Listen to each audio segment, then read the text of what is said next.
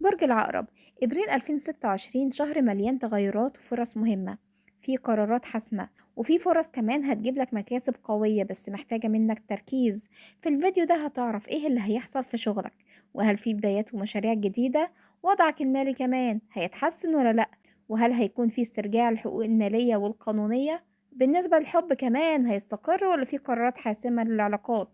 أما حقوقك القانونية والقضائية هترجع لك ازاي، وأهم التحذيرات لازم تاخد بالك منها عشان ما تقعش في مشاكل.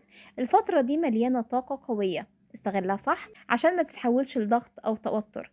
اسمع الفيديو الآخر عشان الجزء الأخير ده في أهم خطوة ممكن تغير حياتك بالكامل. يلا بينا نبدأ.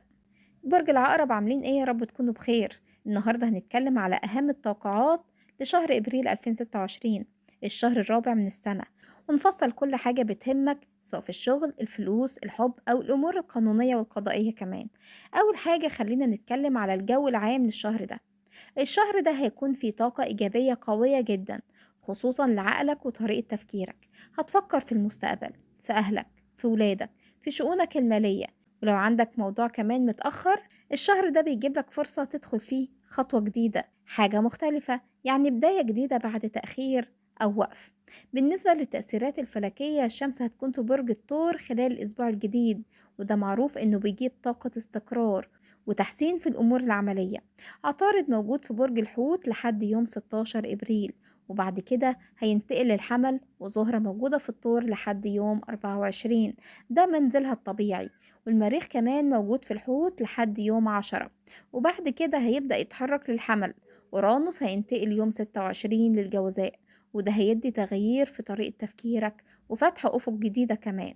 نبتون وزحل موجودين في الحمل، والمشتري في السرطان، وبلوتو في الدلو. في كمان اكتمال قمر في بيتك 12 يوم 1 إبريل، وده هيجيب لك فرصة عشان تنظف طاقتك وتتخلص من أي سلبيات. الجزء المهم دلوقتي حقوقك القانونية والقضائية. لو عندك حق متأخر سواء ميراث أو ممتلكات مشتركة أو استثمار، فالفترة دي هترجع لك حقوقك بقوة. هتحس كده بلذة الانتصار، مش بمعنى إنك كسرت حد، لكن بمعنى إنك أخدت حقك الطبيعي اللي كان مستنيك. ده هيديك شعور كده بالراحة والقوة، وهيفرق معاك جدا على المستوى النفسي. بالنسبة للشغل بقى، فعندك بدايات جديدة ومشاريع جديدة ممكن تدخلها. ممكن تكون فكرة مشروع جديد، أو تعديل على شغلك الحالي، ترتيب النظام كمان، وضع خطوات جديدة. كمان عندك دعم من الأشخاص اللي حواليك، سواء بقى شركاء في الشغل أو زمايلك، واللي هيقربوا منك كمان ويقفوا جنبك في خطواتك المهنية.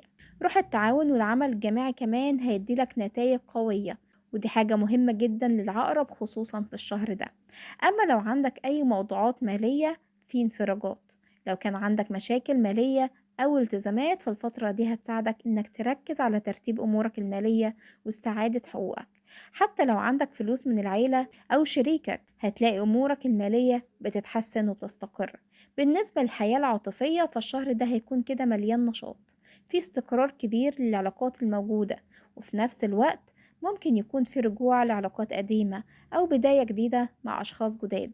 المهم ما تستعجلش في أي قرار، خلي كل حاجة تمشي على الهدوء والتفكير الصح.